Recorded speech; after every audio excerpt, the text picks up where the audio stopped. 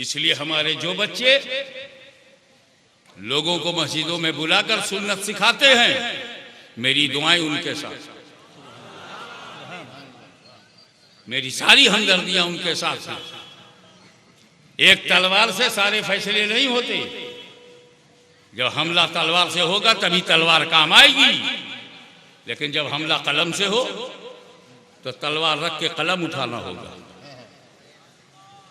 जब अकेला हमला आलिम दीन हमला कर रहा था तो बचाने के लिए सदुल फाजिल सामने आए, बचाने के लिए शेख अहले सुन्नत सामने आए, मुनाजरा हुआ। लेकिन जब जाहिल जमात बना के आने लगे तो आलिम जाएगा मुकाबले के लिए। तो फिर यही हमारे मुबल्लिगीन नकली मुबल्लिगीनों का चेहरा दिखाएंगे और अहले सुन्नत व जमात की सुन्नत को और सुन्नियत को बचाएंगे, मस्जिदें आबाद करेंगे सजदों से। अगर अहले सुन्नत और जमात की बड़ी तादाद मस्जिद में जाने लगे तो इमामत का मुसल्ला भी पाक किया जा सकता है। इसलिए अब अगर मुखालफत होती है तो तुम काहे को घबराते हो? मुखालफत तो हर माल की होती है। हमें नहीं मिला। सबसे आसान काम है दुनिया में, और मैं तो खानका में पैदा हुआ, खानका में रहा, फिक्रे रजा का सरमाया मेरे साथ मिला रहा और उसी को लेकर मैं दुनिया में चलता रहा। मैंने सुन्नियत के किले में, तवज्जो से सुनिएगा, सुन्नियत के किले में बहुत बड़ा गेट बना रखा है। हाशमी ने सुन्नियत के किले में बहुत बड़ा गेट बना रखा है। आओ तौबा करके अंदर, दरवाजा हमने तौबा का खुला रखा है, आओ। हमारे बाप दादा यही करते रहे, दरवाजा खुला रखते थे, अंदर आओ। गरीब नवाज ने दरवाजा खोला, 90 लाख अंदर आ गए। मखदूम सेमलानी ने दरवाजा खोला, 10 लाख अंदर आ गए। ये पता नहीं कहां के लोग हैं जो सुन्नियों को निकाल रहे हैं। अबे बदअकीदों को सुन्नी बना नहीं पाते हो, सुन्नियों को बदअकीदा बनाते भूलते हो। अगर अंदर आने के लिए कोई दरवाजा नहीं रखा, क्यों नहीं रखा? अब भगाने के लिए बहुत बड़ा गेट बना लिया। फलाना शेखुल हदीस सुन्नियों का है, नहीं सुन्नी नहीं है। वो फलाने मुबल्लिग, नहीं सुन्नी नहीं है। कितने सुन्नी है इंडिया में? सिर्फ 2.5 सुन्नी है। अबे तुम कहां का माल हो?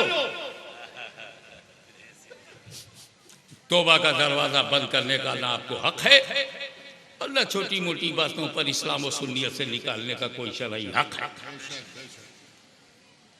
सुनी सुनाई बातों को मानना कुरान ने मना किया, और आप सुनी सुनाई बातों पर फैसला करके कुरान से तो आपने इन्हेराफ किया। कुरान कहता है जब कोई बात सुनो तो तहकीक करो, तुमने तहकीक क्यों नहीं किया? जब कुरान पे तेरा अमल नहीं है तो तुझे क्यों ना बाहर कर दिया जाए?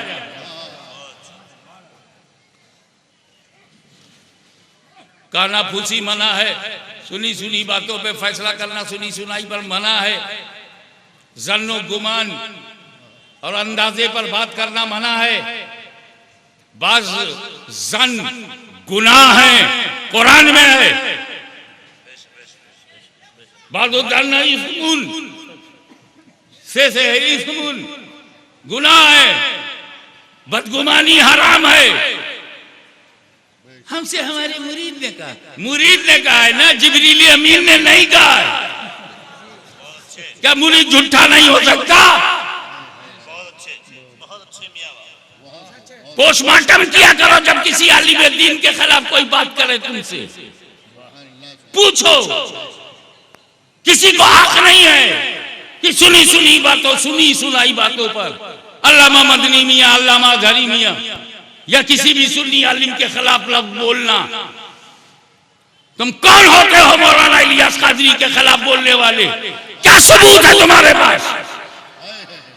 कौन सा अमल उनका है जिसने दीन और सुन्नियत से उन्हें निकाला हो? अगर अल्लाह उसके रसूल ने नहीं निकाला तो तुम कौन होते हो निकालने वाले? सबूत दो। मुझे जो कहना था तुमने कहा, मैंने कभी सफाई नहीं दी क्योंकि मैं समझ रहा था ये आखिरत का सरमाया है। लेकिन अगर किसी और आलिम दीन को कहोगे, चाहे वो मौलाना तहीरुद्दीन खान साहब हो, चाहे मौलाना इलियास कादरी हो, हम आपसे सबूत मांगेंगे। ये लंबी दाढ़ी, ये तकवा, ये अदल इसलिए देखा जाता है कि ये तू सुनने लायक है भी कि नहीं। बात बाद में तहकीक होगी, पहले तेरा ही हिसाब होगा।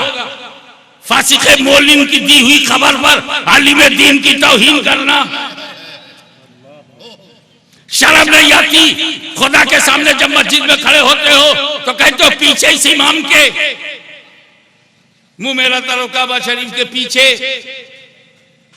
बड़े बड़े सेठ हो, बड़े बड़े तुम मतवल्ली हो, ट्रस्टी हो, मगर जमात में बोलते क्या हो? पीछे इस इमाम के।